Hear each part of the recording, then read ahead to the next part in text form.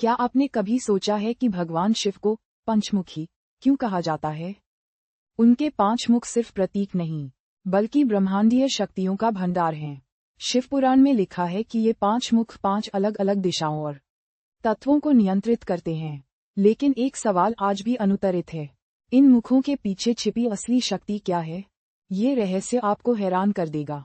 भगवान शिव के पहले मुख सद्योजात से पृथ्वी तत्व नियंत्रित होता है। वहीं वामदेव जल को संचालित करता है। लेकिन क्या इन मुखों की शक्ति सिर्फ सृष्टि तक सीमित है? योग सूत्र कहते हैं कि इनसे जुड़ी धारणा से मनुष्य अपने 5 इंद्रियों पर नियंत्रण पा सकता है। लेकिन क्या ये शक्ति सच में मनुष्य प्राप्त कर सकता है? सच्चाई जानने से पहले आप दंग रह जाएंगे।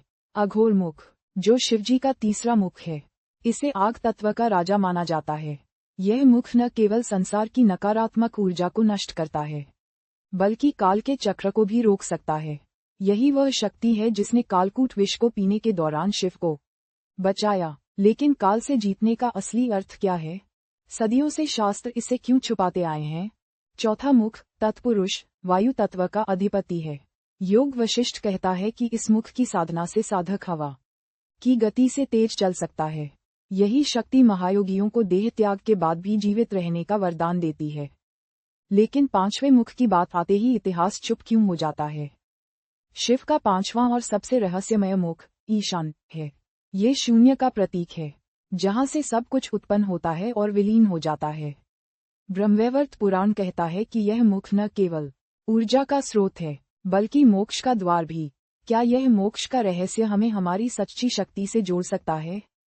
तो क्या पंचमुखी शिव के 5 मुख केवल प्रतीक हैं, या वे हमारे भीतर छिपी 5 ब्रह्मांडीय शक्तियों का मार्ग खोलने की कुंजी हैं? ये रहस्य हमारी आध्यात्मिक यात्रा के सबसे बड़े प्रश्न खड़े करता है। तो आपको क्या लगता है, क्या ये रहस्य केवल मिथक हैं या सच्चाई? अपने विचार कमेंट में साझा करें और ऐसी अनसुनी कहानियों के लिए चैनल को जरूर सब्सक्राइब करें।